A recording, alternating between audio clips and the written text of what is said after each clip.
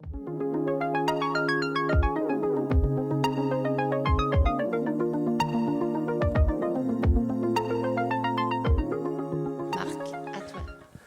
Nathalie pour ce rappel de la soirée d'hier. Donc, vous êtes loin, vous ne voyez pas les cernes, mais je crains que sur l'image, on puisse les voir.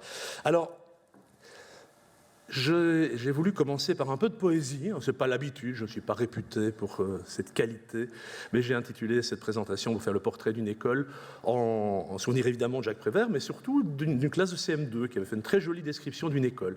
Alors pourquoi parler des écoles et pourquoi essayer de faire le portrait des écoles? Parce qu'aujourd'hui, je pense que vous l'avez vu à travers différentes conférences, ça devient une unité essentielle du système éducatif et donc il semblait normal d'aborder cet angle-là. Alors, je pourrais vous dire que ceci n'est pas une école, pour faire référence à un autre Belge, et l'angle que je vais aborder, il va quand même être beaucoup moins poétique que ce qu'un Magritte ou un Prévert pourrait faire. Et vous voyez déjà derrière se profiler les indicateurs, évidemment, dont il était question tout à l'heure. Alors, parler d'école, le monde francophone en parle certainement beaucoup, mais sous cet angle-là, sous l'angle des indicateurs, de la description, de la modélisation, ce n'est pas nécessairement quelque chose qu'on fait tous les jours, mais c'est quelque chose qu'on fait déjà depuis très longtemps, puisque par exemple, l'État grisé avait, dans les fins des années 90 ou 90, avait déjà accompli un important travail sur les collèges en France à travers différentes perspectives, et notamment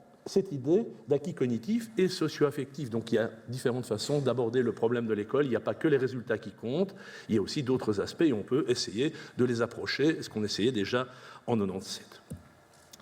Plus modestement, moi je m'étais lancé dans une affaire, alors il y a prescription, ce texte fait pas référence ni date, mais c'est une première tentative de modélisation de l'école avec beaucoup d'erreurs et notamment une appréhension de l'école sans tenir compte, j'en parlerai un peu plus, d'une approche multiniveau puisqu'on est en principe dans un système beaucoup plus complexe. Là, je crois qu'un étudiant de master ne ferait pas ça. Alors, si j'essaye de retracer l'intérêt pour l'école et communauté, on trouve, moi je pense, deux textes. Il y a le bouquin qu'avait coordonné Marcel Crae à propos d'un des colloques de l'ADME sur l'établissement. Ça date déjà et je pense que c'était vraiment une intéressante synthèse et une position à un moment donné de l'histoire qui vaut la peine d'être revisitée. Et puis sur les aspects efficacité, équité, à Liège, on avait consacré un colloque à ce sujet, un épais bouquin publié chez Debout sur les problèmes d'indicateurs et l'établissement n'était sans doute pas complètement hors du circuit. Alors, le fil conducteur d'une partie de mes travaux, en fait, je peux le résumer comme cela. Il tourne autour de la mise en place de politiques d'éducation prioritaires, et c'est à travers, finalement, quand je regarde le passé, c'est à travers ce fil conducteur que, finalement, on peut voir apparaître l'intérêt, dans mes travaux à moi, je ne suis pas très modeste de dire ça, mais dans ces travaux, de voir l'intérêt pour l'établissement. Si on veut mener une politique particulière et donner plus à ceux qui ont moins, ou en tout cas ne pas donner moins à ceux qui ont déjà moins, eh bien, il faut pouvoir identifier l'unité à laquelle on va s'adresser, l'unité à laquelle on va donner les moyens, et les moyens, ils passent par l'établissement scolaire. Et pour pouvoir adresser cette politique en essayant de fournir davantage de moyens dans certaines écoles, parce que ça se justifierait, eh bien, il faut pouvoir évidemment décrire chacun des établissements et dire pourquoi cet établissement, plutôt qu'un autre, devrait être aidé. Voilà certainement, en tout cas, le point de départ de mes interrogations. Alors, je vais aussi parler de la Belgique, parce que c'est ce que je connais, je crois, le moins mal, mais on dit beaucoup de choses et d'horribles choses sur les écoles, et là je reprends un bout de texte d'un éditorial, donc c'est un journaliste qui écrit ce genre de choses. Qu'est-ce qu'il écrit? Il écrit cela au moment où on discute d'un décret sur les inscriptions. Une des façons, c'est de donner plus à ceux qui ont moins. Une autre façon, on le verra tout à l'heure, c'est de s'arranger pour que les populations des écoles soient équivalentes et qu'on n'ait pas des écoles ghetto. Ce qui est souvent le terme. Et qu'est-ce qu'il dit? Eh bien, en fait, ce journaliste, qui maintenant travaille pour un des partis politiques au pouvoir, dit la chose suivante: l'égalité des chances est une fiction. La vie est injuste, c'est cruel, mais c'est comme ça. Voilà déjà une belle perspective. Évidemment, si on part sur ce point-là, il n'y a plus rien à faire, plus besoin de recherche, plus besoin de travail, on se demande même ce que les enseignants devraient encore faire. Donc, évidemment, ce genre de choses qu'on affiche dans un journal, dans un des deux journaux nationaux en Belgique francophone, ça décoiffe et ça énerve. Comment ça m'énerve? Alors, Il n'y a pas que le journaliste qui peut dire des choses comme ça. Hein. D'autres vont dire, mais finalement, on est dans un système qui est assez paradoxal. Ouais, c'est ce que Xavier Delgrange, qui est un juriste, dit. Quand on regarde cette fois-ci, non pas les indicateurs ou les résultats, mais quand on regarde finalement les textes, quand on essaie de comprendre comment ça se passe, la Belgique est un pays assez paradoxal.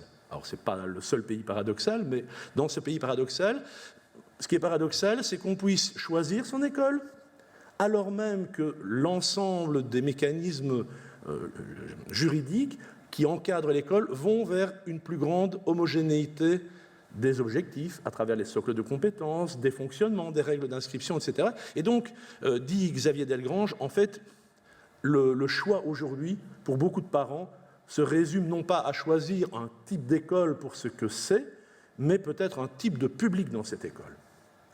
Et il en arrive à dire, finalement, ce qu'on cherche dans notre système, c'est séparer, mais égaux. C'est-à-dire des écoles qui se vaudraient toutes, mais dans lesquelles on n'a pas forcément envie de s'inscrire, et on veut pouvoir être entre soi. Cet entre-soi est important pour les parents, c'est ce qui semble être le moteur principal, pas le seul évidemment, certains parents vont choisir des écoles pour ce qu'elles sont, pour la pédagogie qu'elles peuvent prôner, et on voit en effet apparaître des écoles à pédagogie spécifique, aussi en Belgique, mais la ligne principale semble être cette idée d'entre-soi. Séparés mais égaux, pour rappel, c'était le principe qui prévalait au moment de la ségrégation raciale aux États-Unis.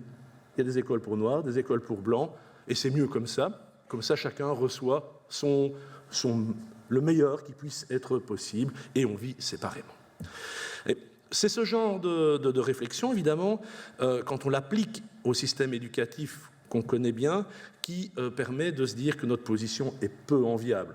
Et pour les chercheurs, c'est évidemment un moteur important de se dire il y a des choses à faire, on peut améliorer les choses. Alors, je ne vais pas faire Dirk Jacobs l'a fait hier, un descriptif de notre position belge dans les résultats PISA, mais en résumé, on peut dire que ce n'est pas terrible.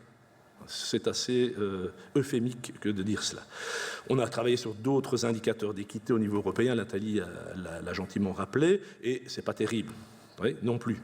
Et puis, quand on regarde des travaux comme ceux de Nathalie Mons, par exemple, en 2007, elle nous place sous l'étiquette de modèle dit de séparation, et je crois qu'elle a bien compris, quand elle dit ça, comment fonctionne le système. Le système fonctionne en essayant de faire des groupes d'élèves, les classes, les écoles, qui sont aussi à l'interne, homogènes que possible, et qui donc forcément se distinguent d'autres établissements. Si je voulais faire le portrait du système scolaire belge, avec ces quelques mots, je pense que j'en ai dit déjà pas mal, et on peut comprendre, même si on vient de la planète Mars, ce que ça peut vouloir dire. Alors, ça amène les chercheurs à utiliser parfois des termes qui sont un peu violents, mais on est bien obligé de dire que le système tel qu'il est, et encore une fois, ce n'est pas le seul, je pense que si on se penche un petit peu sur le système français, on serait aussi autorisé à parler de modèle de ségrégation. La ségrégation, c'est quelque chose qui, évidemment, a l'air assez fort, mais quand on la considère avec une définition de chercheur, ça veut simplement dire qu'on traduit dans l'espace des différences de valorisation, et à certains endroits, certains individus vont se retrouver, et ces individus sont plus valorisés que d'autres individus qui se retrouvent ailleurs, dans d'autres établissements, et de ce fait, les individus ne se rencontrent pas. Et les écarts de départ s'amplifient progressivement, chacun vivant sa vie. Et donc le séparé mais égaux, c'est surtout séparé et inégaux qu'on devrait dire. Alors, un point évidemment qui est important, si on n'est pas philosophe, mais qu'on veut essayer d'approcher le système, c'est évidemment de se dire, est-ce que ce genre de mécanisme, il est mesurable? Oui, il est mesurable, et c'est une partie des travaux que je mène, que d'essayer de mesurer, de quantifier, de décrire l'ampleur de ces ségrégations. Alors je reprends des données de PISA qui sont un peu anciennes, mais qui permettent assez aisément de comprendre, je crois, le phénomène. Ces pourcentages représentent quoi? Ils représentent la part des élèves les plus faibles qu'il faudrait déplacer pour que chaque école ait sa part d'élèves faibles, la même part. D'accord? Et donc, si je prends les élèves les plus faibles, par exemple les 10% des élèves les plus faibles, par exemple, en maths, en lecture, en sciences, eh bien, je dois déplacer 6 sur 10 élèves faibles en les réaffectant aux écoles pour que chaque école et sa part d'élèves faibles. Alors vous allez dire, c'est beaucoup, c'est peu? Eh bien, l'intérêt des comparaisons internationales, c'est de regarder ce qui se passe dans d'autres pays. Et si je me déplace de la Belgique vers la Finlande, qu'on cite souvent en exemple, eh bien, c'est moitié moins l'ordre de grandeur. Donc, tous les systèmes ont des écoles qui sont peuplées d'élèves un peu meilleurs ou un peu moins bons, bien sûr, ou un peu plus socialement défavorisés que d'autres, mais l'ampleur du phénomène peut être beaucoup plus importante dans des systèmes basés, comme chez nous, sur un modèle de séparation pour garder les termes de Nathalie Mons. Je vais passer très vite d'autres chiffres, simplement pour dire qu'on peut répéter ce mécanisme, on peut s'intéresser aux plus faibles, on peut s'intéresser aux 10% les plus faibles, on peut prendre les catégorisations de PISA en dessous du niveau 2 et se dire est-ce que c'est pareil? Oui, c'est pareil. Donc le mécanisme de description est robuste. Donc les méthodes, on peut les raffiner, on peut faire beaucoup de choses, mais on arrive en permanence au même type de résultats. Et donc, quand on arrive à ce genre de résultats convergents, le chercheur est autorisé à pointer ce genre de choses avec une certaine assurance. Alors, ce qui est aussi important à souligner, c'est que la ségrégation, elle n'est pas volontaire. Les enseignants ne sont pas méchants, les chefs d'établissement non plus, et le ministre ou la ministre non plus. Donc, ce n'est pas ça le problème. La ségrégation, c'est le résultat d'un ensemble de mécanismes de décision qui, à petite échelle, semblent anodins et qui, progressivement, font des phénomènes. C'est un peu l'effet papillon. À toute petite échelle, on voit un petit battement d'aile, et puis à grande échelle, quand on se déplace, on voit que les écoles sont extrêmement disparates ou extrêmement inégales. Je crois que c'est un des points importants. Il n'y a pas de loi ségrégative. On n'est pas dans l'apartheid au sens légal du terme. On est dans le résultat, à la limite même de textes qui disent le contraire. Il ne faut pas qu'il y ait de la ségrégation. Il faut éviter ce genre de choses. Donc on est dans un modèle un peu paradoxal. Alors ça peut se traduire de façon extrêmement variée au niveau des établissements, au niveau des filières, etc. Et ce qui est aussi très compliqué quand on veut combattre la ségrégation, si c'est une préoccupation, c'est que c'est un mécanisme qui n'est pas absolu. Il est de nature statistique. Et quand vous êtes confronté à des mécanismes qui ne sont pas tout blancs ou tout noirs, mais qui sont de nature statistique, malheureusement, il y a des exceptions. Et donc, évidemment, il y a toujours quelqu'un pour dire « moi, je connais quelqu'un qui est orphelin, avec des parents qui n'avaient pas fait d'études de toute façon, a quand même réussi brillamment, donc le système scolaire est bien juste. » Donc on peut évidemment dire ce genre de choses, mais on raisonne par l'exception et non pas par le mécanisme général. Et dans ce cas-là, on peut dire à peu près n'importe quoi, et son contraire, il y a toujours des exceptions. C'est heureux qu'il y ait des exceptions, mais ce n'est pas ça qui doit gouverner le système.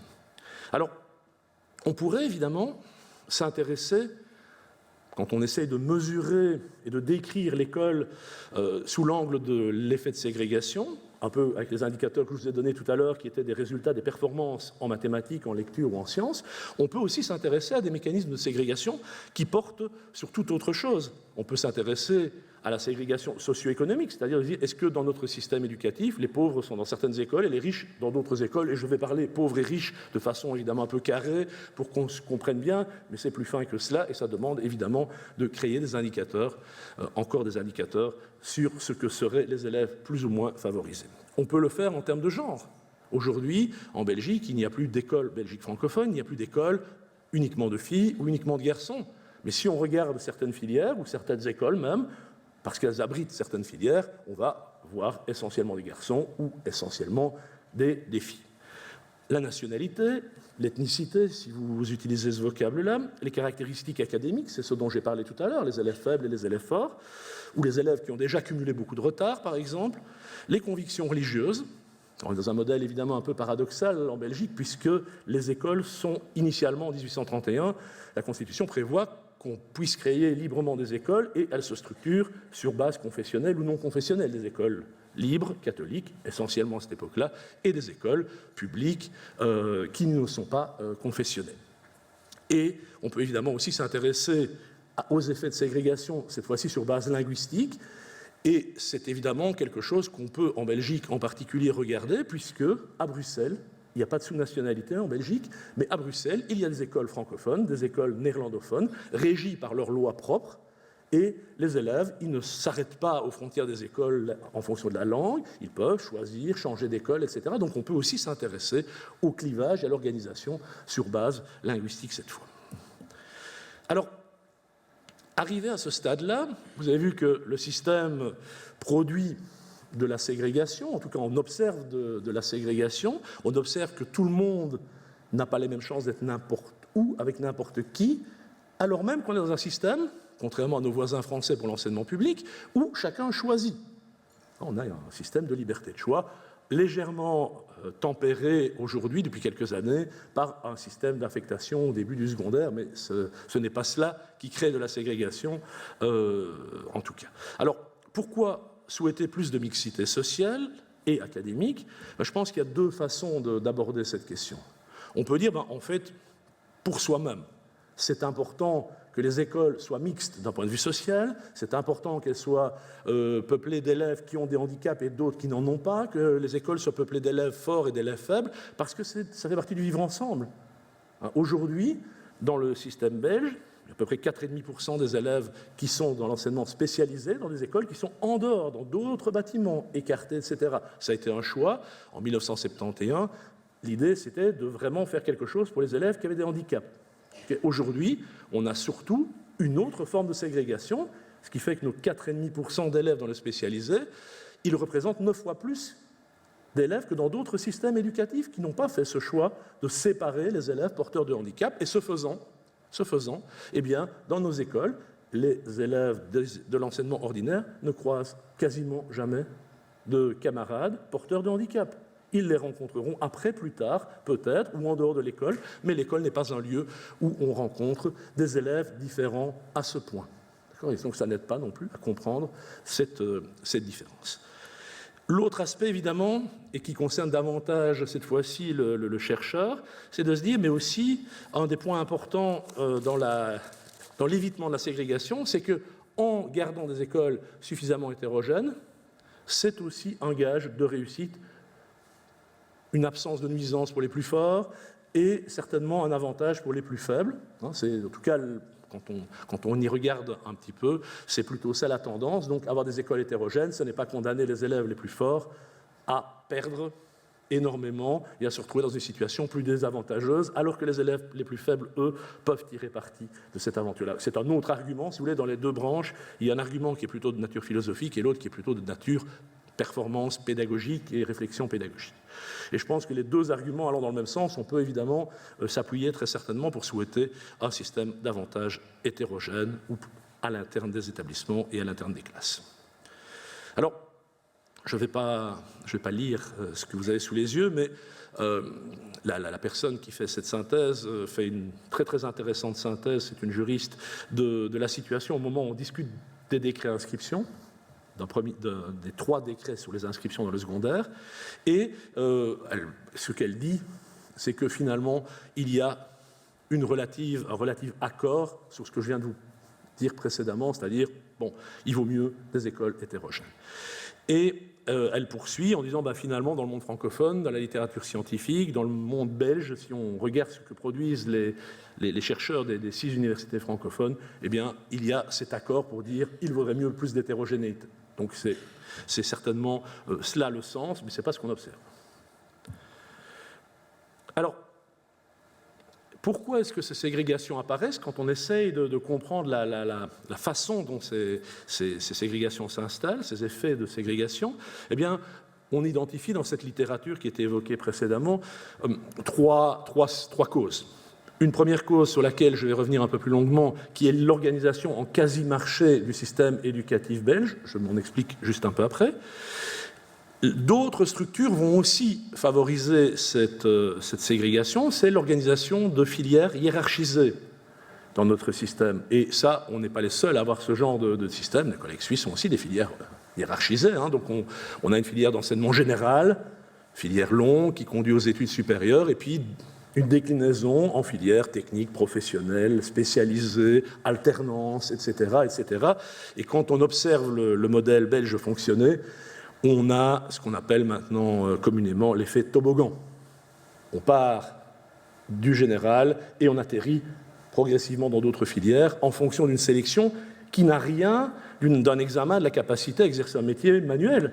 On pourrait se dire, ok, si on allait dans le professionnel pour devenir plombier parce qu'on a une aptitude particulière qu'aurait décelé l'école et qu'elle conseillerait d'aller dans l'enseignement professionnel, voilà une bonne idée. Non, on va, pour caricaturer à grands traits, on va faire plombier quand on n'est pas bon en latin, hein, ou en maths, ou en français, etc. Et donc, évidemment, c'est certainement pas comme ça qu'on peut aider à l'orientation. C'est ce qu'on appelle une orientation par choix négatif.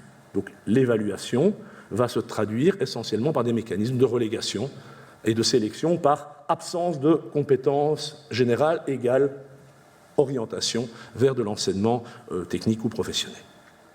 Le troisième point est aussi important, c'est de dire, dans le modèle tel qu'il est là, on a davantage un traitement de difficultés de manière excluante. Quand on n'est pas assez bon, on est replacé ailleurs. Et ça se traduit aussi par le redoublement. Ceux qui ont assisté à la présentation de Dirk ont vu que le taux de redoublement à Bruxelles, à 17 ans, 2/3 des élèves ont pris 1 an dans la vue. D'accord ? Pour donner un ordre de grandeur, ce n'est pas anecdotique. On n'est pas en train de se dire il faudrait réduire un peu le redoublement, ce serait bien si. Non, le redoublement est massif, et non seulement il est massif, mais il est peu efficace, et il ne conduit pas à améliorer le système. On ne peut pas dire qu'ayant du redoublement, notre système est particulièrement performant. C'est le contraire. Et donc, peut-être le privilège ou le triste privilège du système belge, c'est de cumuler les 3 principes. Un marché, des filières hiérarchisées et un traitement des difficultés par l'exclusion. Et ayant 3 voies, cumulant les 3 principes, on a forcément des résultats qui sont explosifs. D'autres systèmes vont utiliser l'une de ces voies et avoir des résultats qui sont généralement moins catastrophiques que les nôtres.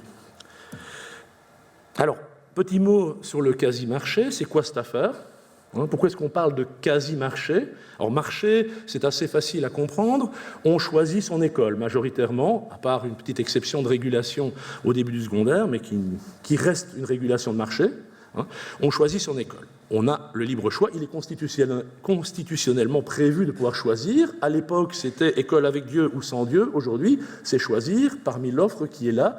Et on est vraiment dans un marché pour beaucoup. Au point même que certaines écoles développent des stratégies marketing. On a présenté, je pense, dans le cadre de la REF, je pense, du REF, pardon, un papier, Nathanaël Friand fait cela dans l'équipe, qui analyse les sites internet des écoles, les pages où les écoles se présentent. Et très clairement, sur les 300 à 400 présentations d'écoles, on trouve des stratégies marketing qui sont liées à la population de ces écoles. On va voir dans les écoles d'enseignement général une mise en valeur de l'effort, des valeurs, de la tradition, des études longues, etc. Alors que dans d'autres écoles qui vont scolariser davantage des élèves défavorisés d'un point de vue socio-économique, qu'on mesure avec un indice socio-économique, on va voir que c'est tout à fait autre chose. Le marketing va être humain, compréhensif, encadrement. Et donc vous allez trouver comme cela toute une rhétorique dans les écoles qui va indiquer le genre de public qui est attendu. Les écoles vont aussi développer un système de marché de niche. C'est très dur, le marché. Alors, pour éviter d'être en concurrence avec tout le monde, eh bien, on va se positionner sur le marché à un endroit particulier, en fonction du type de public qu'on espère, ou en fonction du type d'activité. On va plutôt faire de l'enseignement général, ou plutôt de l'enseignement technique et professionnel. Donc on a réellement un positionnement qu'on pourrait analyser si on faisait du marketing, qui est un positionnement marketing. C'est comme ségrégation, c'est dur à entendre, mais je pense que quand on décrit les faits, et quand on observe ce qu'on observe, marketing n'est pas un gros mot, ça décrit bien ce qui se passe. Alors, le recrutement va aussi s'effectuer à travers finalement des réseaux d'établissements qui vont se positionner sur ce marché à la fois dans des niches, mais qui vont aussi entretenir les uns avec les autres des interdépendances compétitives, pour reprendre les termes de mon collègue de l'UCL, Bernard Delvaux par exemple. C'est-à-dire que moi, je suis en haut de la pyramide, je fais de l'enseignement général, et chaque année, il y a 800 personnes, ou 600 personnes, ou 400 personnes, et j'ai 300-400 places, et voilà. Et puis d'autres établissements vont très peu organiser de premier degré du secondaire, par exemple, et vont recueillir les élèves qui ont quitté les établissements d'enseignement général, et on va les récupérer quelques années après dans éventuellement des filières techniques et professionnelles. Donc on a ce système, chacun jouant son rôle, soit de récupérateur, soit d'initiateur de tête de réseau, si vous voulez, des établissements. Alors, pourquoi est-ce que ce n'est pas vraiment un marché? Tout simplement parce que les gens ne payent pas. Il est interdit en Belgique, y compris dans l'enseignement libre, qui est subventionné, de demander des droits d'inscription. Donc, en fait, vous payez tous à travers les impôts, mais on ne paye pas au moment de l'inscription. Il n'y a pas de prix. Il faut savoir, évidemment, que certaines écoles continuent à demander des aides, ou éventuellement, mais les textes de plus en plus cadrent cela. On peut demander des frais de photocopie, mais ça doit être les frais réels, etc., etc. Donc on a tout un système qui vise en principe à ce que les parents ne payent pas. Évidemment, si vous organisez comme voyage de fin d'études en dernière année une traversée vers New York et que vous le dites dans notre projet, nous on va à New York, alors c'est en dehors de la période scolaire, pas de problème, la loi ne dit rien contre ça.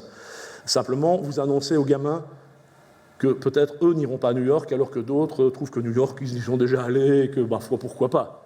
Les parents ne sont pas tous dans la même situation. Ce qui est aussi particulier, c'est qu'on est dans un marché où les produits sont peu normés. Par exemple, en Belgique, il y a peu d'évaluations, il n'y a pas de baccalauréat, mais il y a quelques évaluations. À la fin du primaire, par exemple, il est interdit aux écoles d'afficher le taux de réussite aux examens. Ce qui fait que vous choisissez votre école, mais vous n'avez pas, comme pour une machine à lessiver, la consommation de la machine à lessiver. Donc, théoriquement, pour choisir une école en Belgique, vous pouvez vous baser sur le projet d'établissement, ce qu'on vous en dit, etc. Mais les performances du système, vous n'avez pas ces informations-là, au motif qu'il ne faut pas exacerber la concurrence. Il faut surtout ne pas donner des informations à ceux qui veulent acheter. C'est assez paradoxal d'être dans un système, alors je ne défends pas le marché, je suis simplement en train de dire qu'on permet aux gens de choisir, mais on ne donne pas aux consommateurs, puisque c'est bien des consommateurs, les moyens d'exercer leurs droits de consommateurs. Mais je ne plaide absolument pas pour qu'on révèle les résultats, je dis simplement qu'il est paradoxal qu'un système qui est basé sur la liberté de choix ne donne pas toutes les cartes à ceux qui vont choisir. Et ce qui se passe donc, c'est qu'on a des délits d'initiés. Ceux qui sont armés pour savoir, et malheureusement on est entre nous, donc ça ne s'ébruitera pas, mais les enfants d'enseignants ont la chance d'avoir des parents enseignants, qui connaissent donc bien le système et qui connaissent les valeurs relatives, au point d'ailleurs que dans certaines écoles, il n'y a pas un enfant de parents enseignants qui est dans cette école-là. Les parents ont bien compris que ce n'était pas là qu'il fallait mettre le gamin, ce qui doit certainement obliger à faire de grands écarts. C'est-à-dire je travaille, mais je ne suis pas si fier que ça ou je n'y arrive pas tant que ça. Et ça amène évidemment à regarder le dernier point, c'est de dire, en fait, ce n'est pas vraiment un marché non plus parce que les clients sont une partie de la valeur de la marchandise. Ce n'est pas anodin d'être tel ou tel type d'élève dans tel type d'école et ce ne serait pas pareil si les élèves étaient différents. D'accord ? Donc c'est aussi une partie de la valeur à travers les élèves. Donc ce n'est pas vraiment un marché, c'est un quasi-marché pour toutes ces raisons-là, c'est assez compliqué, et il y a ces fameuses interdépendances compétitives qui structurent, qui mettent sous tension le système. Alors, autre question peut-être qui vient souvent. Vous voyez que le système n'est pas riant, enfin en tout cas n'est pas riant pour tous, et quand vous devez vivre dans ce paysage, il y a parfois besoin de se rassurer. Alors, une des façons de se rassurer, c'est de se dire que ce n'est pas la faute à l'école n'est que le reflet de la société. Et ça, c'est aussi quelque chose qu'on va entendre très souvent, c'est, vous savez, notre école, oui, bien sûr, mais il n'y a pas d'élèves pauvres tout près. Oui, mais c'est eux qui choisissent. Et en fait, nous sommes juste le reflet de la société. Dans le Brabant wallon, c'est compliqué parce qu'il n'y a pas de pauvres. Vous vous rendez compte ? C'est donc compliqué.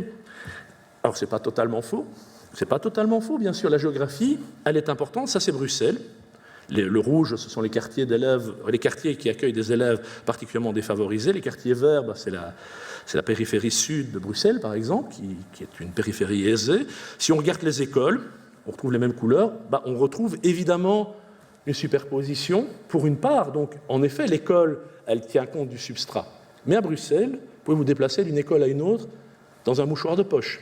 Les transports ne sont pas mauvais, et pourtant, on va retrouver une ségrégation qui, finalement, aggrave entre écoles le substrat sur lequel ces écoles sont construites. Et des travaux, notamment d'un collègue géographe bruxellois, Pierre Marissal, montrent très bien que dès la maternelle, ce n'est pas la réplique à l'école de ce qu'il y a en dessous, c'est-à-dire des quartiers, mais c'est déjà un affinage et une séparation, et des mécanismes de séparation qui sont à l'œuvre. Donc l'école n'est pas le reflet exact, c'est le reflet déformant et amplifiant de la situation, en tout cas pour ce qui concerne la Belgique francophone et pour ce qui concerne Bruxelles en particulier. L'excuse du « c'est comme ça parce que nous sommes le reflet du terrain », c'est pas tenable. C'est pas tenable réellement si on est de bonne foi. Alors, ça amène des travaux à la croisée de différentes disciplines, et je crois que ça, c'est aussi quelque chose que j'aimerais pointer dans le portrait d'une école. Pour faire le portrait d'une école, il n'y a pas seulement un peintre. Il faut beaucoup de peintres et beaucoup de techniques différentes pour faire ce portrait d'une école.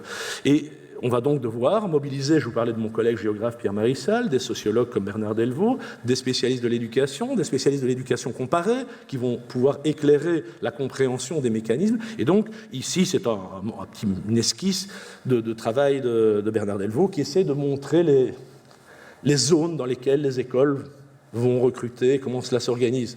Si j'étais dans le domaine du marketing, je parlerais de zone de chalandise, par exemple. Donc on peut essayer de comprendre et de voir quelle zone influence quelle autre et quelle école prend des élèves à quelle autre. C'est ce qu'on a fait, par exemple, ici.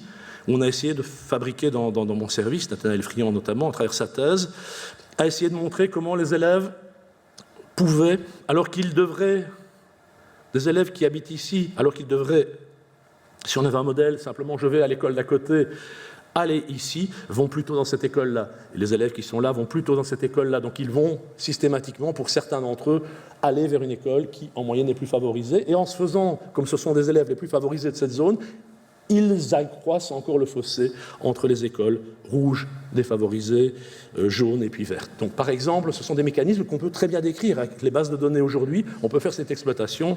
Alors, ceci est sans doute illisible, mais c'est le modèle sur l'ensemble du territoire et pas seulement ici, à travers 3-4 écoles.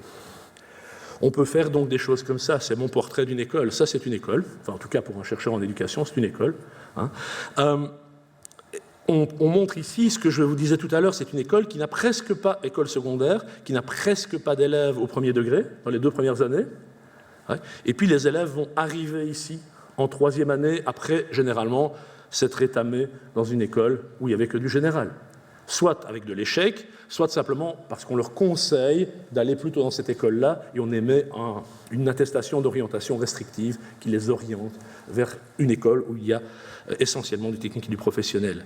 Je vais passer ici tous les détails, mais on peut regarder si cette école produit plus de redoublement qu'elle n'en consomme.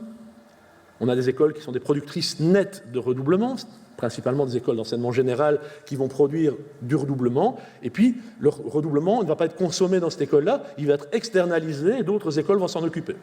D'accord ? Et puis ces écoles-là, elles sont des consommatrices de redoublement en quelque sorte, puisque les élèves qui leur arrivent, généralement, ont un passé de redoublement. Ceci est un petit focus sur Bruxelles que vous voyez tout à l'heure et qui montre comment, finalement, les élèves passent d'une école à l'autre. Donc les élèves de A vont pour une petite part en D, école plus défavorisée.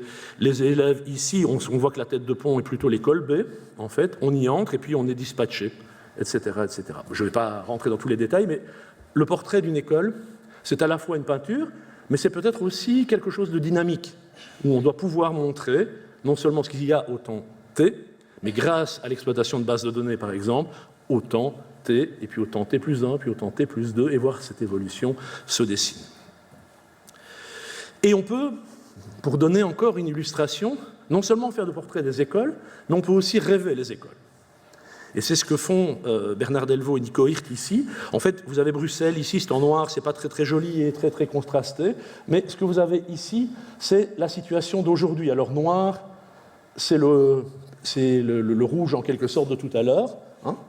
Il faut représenter les choses. Et puis on a des écoles très noires, donc des écoles très défavorisées, puis des écoles très très favorisées, relativement favorisées ou très favorisées. Ouais. Et puis qu'est-ce qu'ils ont fait ? Mes collègues, ils ont rêvé l'école en disant, et si finalement on disait aux élèves, en les répartissant aléatoirement où ils vont aller, qu'est-ce qui va se passer ? Alors, ce n'est pas la Constitution, hein, ils rêvent.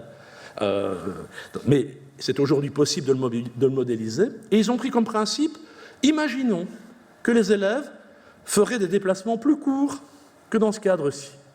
Okay ? Eh bien, quand ils appliquent, je devrais passer plus de temps à vous décrire les mécanismes et le modèle, mais quand on dit, eh bien, affectons les élèves aux écoles du voisinage, qu'est-ce qui se passe ? Eh bien, les écoles deviennent davantage semblables. Et donc finalement, les effets de ségrégation qui sont très présents ici, qui étaient présents dans mes dias avec de la couleur, eh bien, ils s'atténuent si on admet qu'on va à l'école près de chez soi. C'est une démonstration à rebours, en quelque sorte, du fait que ce n'est pas la géographie qui fait que les écoles sont ce qu'elles sont, c'est le choix des parents et le marketing et l'accueil que font les écoles qui créent ces disparités. Et encore une fois, quand je dis c'est le choix, les écoles ne sont pas méchantes. Elles développent ce qu'elles croient être une stratégie pour un public qu'elles veulent accueillir, et ce faisant, elles produisent ces effets-là. Donc personne n'est méchant. Alors, comment est-ce qu'on peut évaluer l'effet des ségrégations? Je vais passer un peu vite, j'ai retiré tout ce qui était trop technique, pour ne pas vous ennuyer à midi, mais on peut évidemment s'intéresser aux effets cognitifs et non cognitifs, comme l'avait fait Aletta Griset par exemple, et on peut aussi s'intéresser à d'autres aspects qu'on oublie, c'est les effets sur le personnel. Quand on regarde d'à peu près ce qui se passe, on voit que les écoles les moins favorisées, surtout si on a une concentration d'élèves très, très faible, avec des histoires de redoublement, etc., c'est une école où le turnover des enseignants va être très fort. Ce qui veut dire que non seulement on doit traiter des élèves qui académiquement sont plus faibles, mais on doit le faire avec des équipes qui changent tout le temps, hein, et qui sont finalement tributaires du fait que les enseignants préfèrent ne pas rester là-bas, que le chiffre de population fluctue, et chez nous, le chiffre de population des élèves détermine le chiffre de population des enseignants. Donc vous êtes dans l'insécurité, vous aurez moins de chances d'être nommé, etc., etc., etc. Et donc, si on regarde l'effet de la ségrégation, il se marque à la fois d'un point de vue cognitif sur les performances des élèves, non cognitif, sur l'estime qu'ils ont, par exemple, d'eux-mêmes, ou la croyance en un monde juste. Parce que les élèves, ils émettent aussi des jugements sur le fait d'être bien traités, et donc de penser tout petit, ou relativement jeune, que le monde n'est pas si juste que ça, par exemple, qu'ils n'ont pas leur dû, qu'on les a mis là-bas, mais qu'ils n'ont pas choisi, etc. Donc tous ces aspects-là, mais il y a aussi tous les aspects qui sont liés aux enseignants, par exemple. Je ne vais pas du tout foncer sur cette partie-ci, mais simplement dire qu'on est bien dans des approches multiniveaux. On peut s'intéresser au niveau de l'élève, on peut s'intéresser au niveau de la classe, de la filière, de l'école, des réseaux d'enseignement, puisque nous avons des réseaux, voire de la région, du bassin, etc. Donc toutes ces analyses peuvent être évidemment produites à des niveaux différents, et on peut alors s'intéresser au niveau qui est le plus ségrégué, par exemple. Est-ce que c'est l'école? Est-ce que c'est la région? Est-ce qu'il y a un effet région et puis il y a un effet école par-dessus, etc., etc., ou un effet filière? Je vais passer complètement cette partie-ci. Ce que je voulais faire là-bas, c'est un travail qu'on avait fait avec Christian Monseur à l'époque. On avait comparé le système français d'enseignement public avec une carte scolaire et la Belgique francophone avec un système de libre choix, parce que un certain nombre de collègues économistes avaient dit la carte scolaire ça ne marche pas et c'est aussi ségrégué en France qu'en Belgique. Ce qu'on a pu montrer, c'est que ce n'était pas tout à fait vrai, c'est pas ce que disaient les résultats PISA, mais il y avait un artefact qu'il fallait prendre en compte, c'est que dans le système français et dans les résultats de PISA, les élèves qui sont en retard sont forcément au collège et ceux qui sont à l'heure sont nécessairement au lycée, puisque la coupure se faisait à cet endroit-là, à 15 ans. Ce qui fait donc qu'en fait, quand en Belgique, on a un établissement qui accueille des élèves de la première à la sixième, on a l'impression que c'est un seul établissement. En France, on en avait deux. Donc, en quelque sorte, on surestimait la situation de ségrégation en France. Et quand on considérait le modèle belge comme ayant des collèges et des lycées, on était dans une situation bien plus dramatique que le modèle français. Et donc, cette idée qu'en France, c'était pire que chez nous, malgré la carte scolaire, c'était pas tenable. Alors, pour terminer, peut-être quelques solutions, parce que là, vous êtes peut-être complètement déprimé, surtout si vous êtes belge. Ou alors, éventuellement, vous dites, il est fou, ça va passer. Et moi, je crois que mon école, elle est quand même super chouette, et on fait tout ce qu'on peut, donc on s'en fout. Hein. Et c'est un peu vrai. Localement, on ne peut pas tout. Quand les enseignants disent, pas de réforme du haut vers le bas, hein, il faut arrêter ces réformes de structure, ils peuvent le penser comme ça, parce que ce qui se passe chez eux, ils font le mieux qu'ils peuvent. Mais sans réforme de structure, sans réflexion sur la structure, ils sont condamnés à vivre comme ils peuvent et à faire le mieux qu'ils peuvent, avec un univers des possibles qui est finalement très limité et dont ils ne sont pas responsables. Hein, donc, alors, qu'est-ce qu'on peut faire? On peut identifier dans la littérature au moins 5 pistes, et pour tout dire, certaines de ces pistes sont mises en œuvre dans le modèle belge aujourd'hui, avec plus ou moins de conviction, avec plus ou moins de moyens, et parfois avec plus ou moins de biais ou d'effets pervers. Alors, premier point, pour reprendre des termes de collègues, on peut soutenir les victimes de l'école libérale sans modifier ses principes. J'appelle l'école libérale une école basée sur le marché ou le quasi-marché. Hein, ce n'est encore une fois pas une insulte, mais une étiquette qui décrit le fonctionnement. Alors on peut essayer à la marge, sans changer les principes, sans changer la liberté d'enseignement, etc., on peut essayer d'aider les victimes. Les victimes, c'est qui? C'est les élèves les moins favorisés, par exemple. Et ça va être toutes les politiques de discrimination positive, d'encadrement différencié, de ZEP, de REP, pour parler avec d'autres vocables que belges. Et en fait, l'idée, c'est la situation est ce qu'elle est, et on va simplement compenser, on est dans une logique compensatoire, c'est-à-dire que c'est plus difficile là-bas, on va donner un peu plus d'enseignants, un peu plus de moyens, un peu plus de moyens de fonctionnement, des moyens pour aller au musée, parce que les enfants ne vont pas au musée, avec leur famille, etc. Donc on a toutes sortes de modèles qui s'apparentent à cela. C'est aussi donner des vouchers. C'est quoi les vouchers? Ce sont des chèques éducation. On avait pensé faire ça en Belgique, mais il n'y a pas eu besoin, puisque maintenant on finance l'enseignement libre. C'est quoi l'idée de vouchers? C'est de permettre aux élèves qui sont affectés à l'enseignement public d'échapper à la mauvaise école dans laquelle ils sont en leur donnant les droits d'inscription pour aller s'inscrire dans une école privée nécessairement meilleure. Donc on est bien dans cette logique de marché, et on dit simplement, puisque l'école ne fait pas ce qu'elle devrait faire, on va permettre d'échapper à cette école. Okay? C'est ça, dans les grandes lignes, l'idée. On peut aussi jouer le marché contre le marché et dire, finalement, pourquoi pas avoir un véritable système de marché qui consiste à utiliser des fonctions incitatives du financement, c'est-à-dire de donner plus à ceux qu'on a envie d'aider parce qu'ils font ce qu'on attend d'eux, et à moins financer ceux qui ne sont pas dans la ligne de la politique attendue. C'est une idée qu'on peut évidemment avoir. C'est une fonction qui est extrêmement compliquée. Il y a eu une tentative, une fois, chez nous, d'utiliser ce qu'on avait appelé un effet Robin des Bois, c'est-à-dire d'enlever une partie de subventions ordinaires pour donner plus de moyens dans une politique d'encadrement différencié. Ça a été le tollé, au motif qu'on vous arrachait le cœur, ou à peu près, et que toutes les écoles, même les plus favorisées, n'ont quand même pas les moyens pour fonctionner. Et ça en est resté là. Mais d'autres systèmes peuvent décider de faire ce genre de choses, et par exemple à travers les magnet schools, c'est-à-dire de dire cette école dans un quartier vraiment mal positionné, des élèves très très défavorisés, on va y implanter une école un peu extraordinaire, on va faire de l'art, du sport à haut niveau, etc. Et donc ça va attirer, l'idée de Magnette, ça va attirer des élèves plus favorisés, et donc la mixité en quelque sorte, elle va naître du fait qu'on a envie d'aller dans cette école-là parce que le service qui est offert est un service supérieur. Un des risques, c'est que ces écoles attirent en effet des élèves plus favorisés, mais se vident des élèves les moins favorisés qui, progressivement, se sentent expropriés de leur propre école parce que le public a changé et que, de toute façon, ils ne sont plus nécessairement non plus les bienvenus. Ils sont parfois plus difficiles à éduquer que les nouveaux arrivants.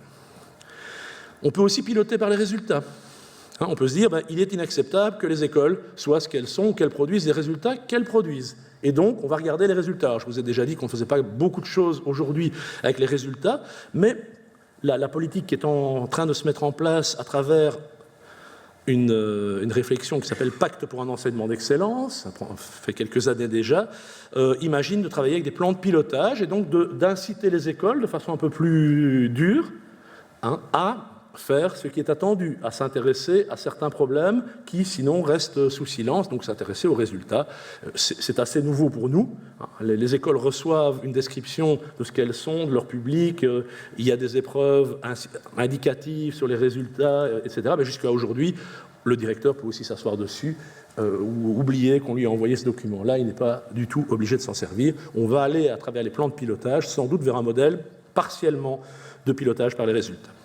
On peut aussi décider de travailler sur les flux et réguler les flux. C'est un peu à travers les décrets inscription ce qui a été imaginé, mais ça a été imaginé de façon tellement timide qu'on ne peut pas dire que le système de régulation des inscriptions soit autre chose que simplement assurer la paix en donnant à chaque élève une place.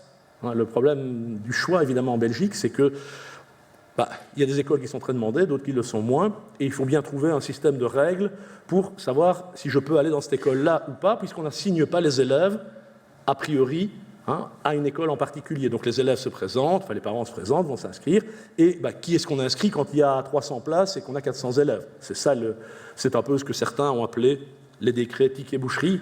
Quand vous allez à la boucherie, pour savoir si vous êtes avant madame ou après monsieur, vous recevez un numéro d'ordre. Et au début, c'était ça l'idée, simplement d'assurer une place. Il y a eu 3 décrets successifs, parce que c'est un sujet très compliqué de réguler les flux dans un modèle constitutionnellement basé sur la liberté d'enseignement.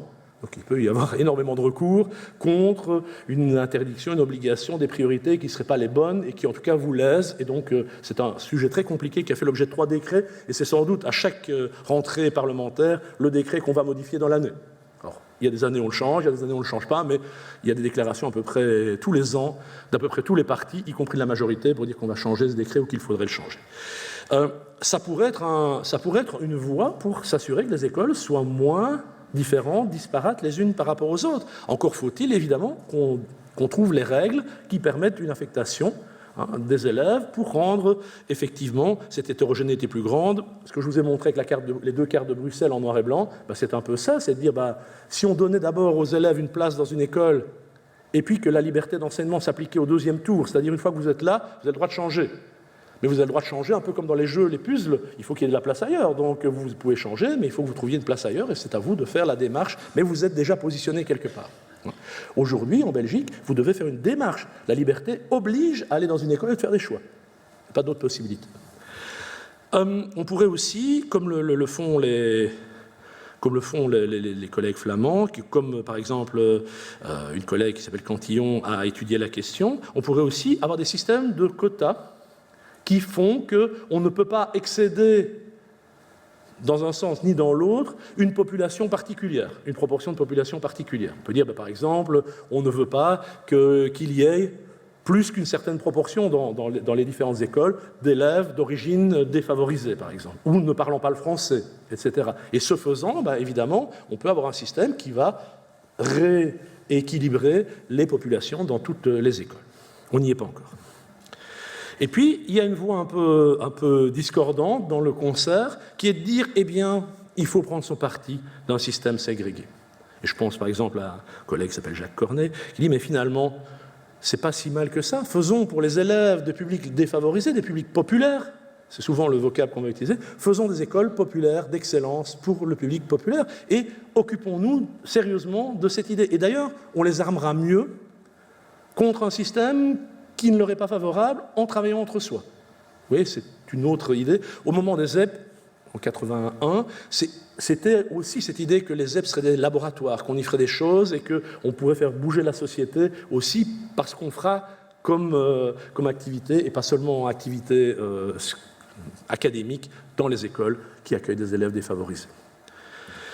Alors, pour conclure, quelques réflexions. C'est toujours bon de dire qu'on va conclure. Alors, il y a, pour les gens qui seraient enthousiastes, s'il y en a, en disant oui, il faut faire quelque chose, le système est trop ségrégué, déségrégons. Oui, déségrégons, mais ça ne suffira pas. Et ça pourrait même être pire que tout. Parce que si les enseignants qui, dans le modèle belge francophone, mais encore une fois, ce n'est pas le seul, mais il est particulièrement exacerbé chez nous, pensent qu'il faut des groupes homogènes dans sa classe et que dès qu'il y en a un qui dépasse un peu au-dessus ou en dessous, il faudrait soit des trucs pour les surdoués, soit des choses pour les crabes, etc., et qu'on puisse répartir chacun dans sa petite case, si on garde ce modèle-là, évidemment, augmenter l'hétérogénéité, je crains que nos enseignants, tels qu'ils pensent le système pour la plupart aujourd'hui et tels qu'ils sont armés pour agir en classe, soient vraiment démunis. Et que donc, bien sûr, on aura un petit gars qui est un peu plus faible, on aura un gars qui ne parle pas le français, on aura, etc., une fille qui est ceci, etc. Mais les enseignants, ils travailleront soit pour la moyenne, soit pour le haut, soit pour le bas. Et donc, évidemment, là arrive un vrai problème chouette, c'est de la pédagogie. Ce n'est plus des problèmes de structure, c'est des problèmes de formation d'enseignants et c'est des réflexions sur comment je fais quand c'est hétérogène. Et donc il faut modifier les pratiques pédagogiques si on veut que cette déségrégation ne produise pas des effets pervers, pires que la situation actuelle. Alors, il faudra aussi faire gaffe à un truc, parce que le Belge, comme sans doute la plupart des individus, aime l'équilibre, et on est assez doué pour cela. Donc si on prend une mesure isolée qui vise à l'accès au début du secondaire à tel type de... ou si on décide de supprimer le redoublement, le système se rééquilibre très vite et il remplit les classes d'enseignement spécialisé, par exemple. Ou bien, si c'est là qu'on ne peut pas redoubler, on va redoubler avant. On va maintenir les élèves, etc. Donc, on a une expérience longue de ces mécanismes de compensation, de vases communicants qui font que le système se rééquilibre. Donc, il faut pouvoir se mettre en mouvement, changer les pratiques, mais aussi changer la réflexion qu'on a sur le système. Sinon, le système se rééquilibrera par lui-même. En général, c'est ce qui se passe.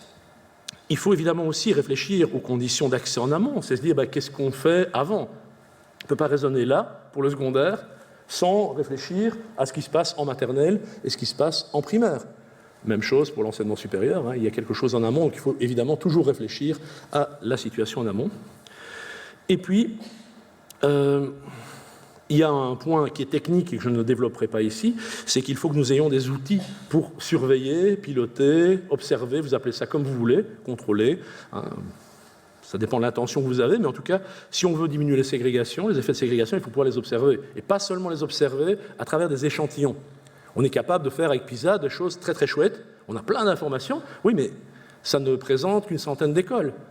On en a en Belgique francophone pour le secondaire un peu plus de 500, donc il faut pouvoir avoir des données sur les 500. Il faut les avoir de façon récurrente, pas seulement tous les 3 ans. Il faut avoir des informations suffisantes avec tous les problèmes de collecte, mais aussi de protection de la vie privée, etc. D'effet d'annonce, le risque en effet de mettre sur le marché des informations risque d'aggraver la situation.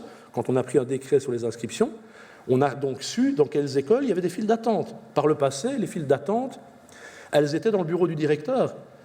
Un parent se présentait, le directeur disait « Ah non, il n'y a plus de place ». Mais il n'y avait pas forcément une liste écrite. Le directeur pouvait dissuader tel ou tel. Et donc, on n'a pas l'impression. Le premier décret d'inscription, on a eu des files devant certaines écoles. Et certains parents se sont dit « Oui, oui, oui, ça doit être une bonne école. » Donc, on a aggravé la file. Et puis, d'autres écoles qui n'étaient pas forcément face à des pénuries, etc., sont retrouvées aussi avec des files, parce que les parents se sont dit « Oula, il faut y aller aujourd'hui, sinon... » Et donc, des files. Donc on a parfois des politiques qui sont menées dans un sens intéressant, mais qui provoquent des effets désastreux auprès du public, ce qui a permis de dire à certains « Voyez bien, et avant il n'y a pas de problème, et puis maintenant avec votre égalitarisme sectaire ou borné ou ce que vous voulez, vous avez créé un phénomène. » Non, le phénomène il existait. Sur certaines portes d'école, il était marqué que les inscriptions étaient clôturées depuis 4 ans. C'est pas la peine, on a déjà des listes d'attente. D'accord ? Donc le décret d'inscription n'a rien créé d'autre que finalement un effet de panique chez certains parents, sans doute. Ça, c'est vrai. Alors, peut-être une réflexion un peu plus macro. J'ai essayé de montrer les choses de façon très micro ou très macro, mais on peut aussi se dire qu'à Bruxelles, par exemple, la natalité est importante. Donc c'est une région où il y a des enfants qui naissent, et ils naissent plutôt dans des familles défavorisées que dans des familles très riches. De toute façon, il y a plus de familles défavorisées que de familles riches, donc, ce faisant, on a besoin de place dans les écoles. Et ça, c'est vachement intéressant, parce que ça veut dire qu'on va devoir ouvrir des places, et que donc il va falloir réfléchir où on ouvre les places. Alors on est dans un système de marché, il faut se le rappeler. L'État ne peut pas dire « pom, pom, pom, pom, école », et voilà, c'est fait. L'État peut dire « pom, pom, école ». D'autres vont peut-être se dire, moi j'en crée, ou j'ai pas les moyens d'en créer, donc je vais pas en créer. On peut pas obliger le privé à fabriquer des écoles, c'est pas une obligation. Et puis l'État peut mettre une école là-bas, et puis les élèves n'iront pas forcément dans cette école là-bas, puisqu'on peut choisir. Donc on peut aussi créer des écoles à des endroits où il n'y aura pas forcément de choix. Et si vous créez les écoles, comme certains modèles le proposaient dans les quartiers les plus défavorisés, parce que c'est là que les enfants sont, vous avez à peu près toutes les chances d'avoir recréé un ghetto, une école de ghetto. Parce que les élèves défavorisés, contrairement à ce qu'on croit, les moins défavorisés des défavorisés, vont essayer d'échapper à cet endroit. Mais les plus favorisés qui n'habitent pas ce ghetto, ils n'ont aucune raison d'aller dans cette école. Et donc on va aggraver encore l'histoire. Pour la petite histoire, une place d'élève, quand vous la créez, pour donner un ordre de grandeur, parce que les enseignants et les parents ne voient pas toujours cela, c'est 15 000 €. Donc si vous voulez créer une nouvelle école avec des places pour les élèves, il vous faut créer entre 7 à 9 mètres carrés, jusqu'à 10 mètres carrés de bâtis, d'infrastructures, de cours, etc. Et l'ordre de grandeur, c'est pas très cher, c'est 1 500 € du mètre carré à peu près, mais il faut les sortir. Et si c'est pour les sortir pour avoir des places vides, moi je ne suis pas prêt comme contribuable à mettre des millions à des endroits qui ne vont pas être utilisés. Mais la régulation de marché fait qu'on n'a pas de certitude. Quand Carrefour installe une succursale, ce n'est pas l'État qui a décidé que ça se mettrait là. C'est possible de l'installer là éventuellement, mais à côté de ça, on peut avoir une autre infrastructure et puis on ne sait pas quel marché, quel commerce va fonctionner. Nos écoles, c'est un peu ça. La démonstration que nous sommes dans un quasi-marché, elle se fait aussi de cette manière-là et c'est très coûteux. Alors donc, et je termine, je crois, là-dessus, où placer les écoles à Bruxelles ? Alors, pour ceux qui connaissent Bruxelles, ça leur dira quelque chose. Pour ceux qui ne connaissent pas Bruxelles, je vais dire quelques mots. On pourrait faire plusieurs modèles. On pourrait, par exemple, se dire, mettons-les, c'est peut-être pas très, très clair mes petits points ici, mais on pourrait les mettre dans la partie, ça c'est ce qui est actuellement, et puis là il y a différents modèles. On pourrait se dire, finalement, mettons-les dans les poches, dans les endroits où on a une natalité plus importante, et c'est essentiellement les quartiers défavorisés. On pourrait par exemple toutes les concentrer dans le cœur de Bruxelles, parce que les lignes de transport vont comme ça. On pourrait aussi se dire, non, le mieux ce serait de faire une couronne, parce que ça permettrait aux gens de la périphérie d'y venir, mais aussi aux gens du centre, et les quartiers sont un peu moins typés. On pourrait aussi, et c'était plutôt ce que nous on défendait, se dire, regardons la fracture entre la partie pauvre et ancienne et la partie plus aisée et récente de Bruxelles, et finalement plaçons les écoles le long d'un no man's land qui est acceptable pour tout le monde, sans marquer les écoles dans le rouge ou les marquer dans le vert, et donc on peut espérer. Donc vous voyez, alors je ne prétends pas vous donner la solution, c'est un joli problème, mais ça veut dire que les chercheurs en éducation à la fois peuvent décrire, peuvent essayer de comprendre, mais peuvent aussi aider à la décision. Alors, comme le disait François Dubé, ce n'est pas aux chercheurs de décider, mais c'est certainement aux chercheurs d'aider et de fournir les instruments qui permettront à ceux qui sont légitimes pour décider de décider. Voilà, j'en resterai là. Merci beaucoup.